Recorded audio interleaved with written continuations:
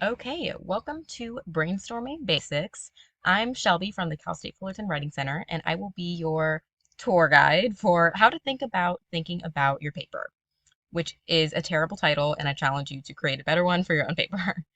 So if you feel like you're stuck or you're having a hard time figuring out your focus for a writing project, you're not alone.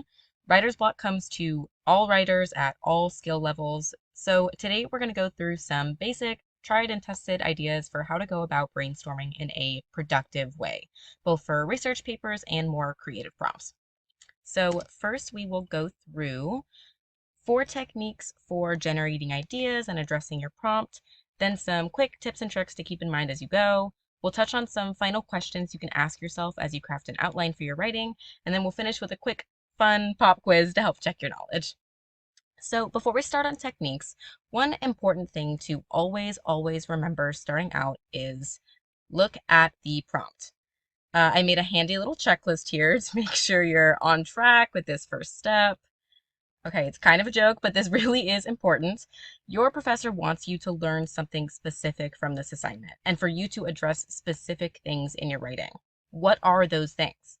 So what I like to do is copy and paste the actual assignment into my own document when I'm brainstorming. I used a real prompt that I had for a class. Shout out to Dr. Dally from the English department for letting me use her prompt. She's the best. So go through that prompt and check for clues. Maybe they've bolded things for you already. That's probably a good head start on what they're looking for. And then make your own notes, highlight things, leave comments, start addressing questions right off the bat so you're on track from the get-go. This is the time to make note of questions you have for your professor and to take notes as you go back and read or watch class materials that it asks for in the prompt that you might be using for your paper. So getting into some techniques. Technique number 1 would be define terms. I'm starting with this one because it goes along with checking your prompt. Oftentimes, you'll be asked to address a specific topic, like if you're doing a research essay on social media and TikTok. What is TikTok when you refer to technology or social media? What do you mean? Or if you're doing a reflective paper on a time you felt you were successful, what does successful mean? So go through and write down in your own notes what those big focuses mean to you and see where you may need to do more research or see how experts define these things. Explaining things like this can sometimes feel a little redundant, but it's helpful in focusing your ideas. When in doubt, it's probably better to explain too much to your reader than not enough. So technique number 2, think like a journalist. We've got these 5W questions. You've probably seen these before. Who, what, when, where, why. So by answering these 5 questions, you're going to get a more well-rounded overview of what you can include in your paper. So I used my favorite book as an example here. So what would be Mrs. Dalloway? Who would be that author, Virginia Woolf? What background information do you have for her? When? Book takes place in 1925. You could say near the height of the modernist era. What does that have to do with it? Where? The book takes place, London. Why? And then that would go back to see the prompt. So what is it being asked for there? Maybe you're talking about feminism in contemporary novels, or your professor's asking about how mental health is related to World War One and what the book has to do with that. So again, look back at that prompt, but answer those 5 questions. Technique number 3, I'm calling it the cube method. So just like how a cube has 6 sides, in this technique, you'll walk yourself through 6 perspectives that can help you think about your topic in new ways. So we've got describe the topic, kind of like defining like we talked about before. Compare the topic, think about how it's related to other class materials or big ideas. Connect the topic, how is this relevant to your studies or to overall importance in the field? Classify is kind of like arranging. How can it be categorized or how does it fit with similar things? Argue for or against the topic. Even if you aren't doing an argumentative paper specifically, it can be helpful to think about some pros and cons or potential biases or emotional aspects of your topic to see how it's relevant for audiences. And then we'll talk about personalizing your topic a little bit more in a second, but try to bring in your own voice when possible. Where are your interests or focuses coming into play here? Why are you picking your specific direction for this paper? All right, and then technique number 4, I'm calling it let the research work for you. So whether your paper requires sources or not, it's often helpful to look around and see what is out there on your subject. Remember, be careful with this. If any of these sources that you look at influence how you think about your topic or provide you with new information, you need to cite them somewhere in your paper to properly avoid plagiarism. So include them in your works cited page. But research can be really helpful. Some students think that they need to wait to research until they know exactly what they want to talk about, but researching first can be even better. Then you'll know that you have sources to back up your ideas, and you don't need to go back later and change your outline or shift your whole subject based on things you cannot find.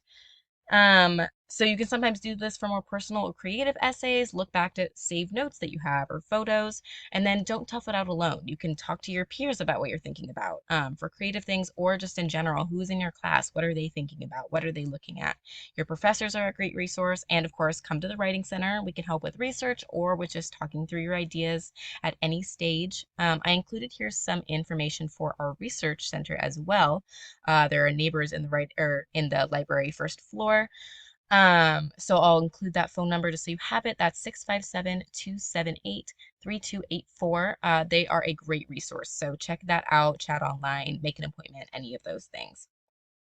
Okay, so that gets us into some tips and tricks. First off, I've got write everything down. Even if you think it's silly or you think you'll remember it, keep track of everything in the beginning stages. You can try free writing. Set a timer for 10 minutes and write down everything that you're thinking or what you know about your topic. Usually this gets us farther than we think it will. Next, we've got remove distractions and set a goal for yourself. Brainstorming can feel a lot like doing nothing, and it's easy to be hard on yourself for not getting anywhere if you aren't writing yet. So what do you want to accomplish from this brainstorming session? Treating brainstorming like the important writing stage that it is can help you be more productive. So finally, we've got some questions to ask yourself. First one I've got there is, so what? A lot of professors will ask this in their assignments. So let's say you're going to write about how the automotive industry has shifted due to COVID. So what? What does this tell us about how the world is changing? What can audiences do or understand with this information? Don't forget that personal connection, that bigger picture when you're writing. And then what about your project speaks to you personally? Write what you know. What can you say that nobody else can? Writing doesn't have to be boring or impersonal, even if you think it does.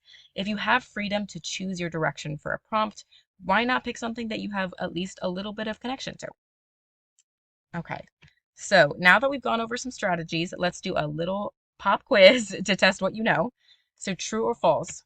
Number one, don't worry about the prompt your professor gave you. It's not that important. Save that for later. Yeah, you know how I feel about prompts. That is false. So, like I said, it's important. Check that prompt 1, 2, 5, 10 times throughout the writing process. Okay, number two, doing research is a great way to start generating ideas. Exactly, that's true. Like we talked about, you don't have to wait to start researching. If you're stuck, see what's out there. Okay, number three, the Writing Center does not help students with brainstorming.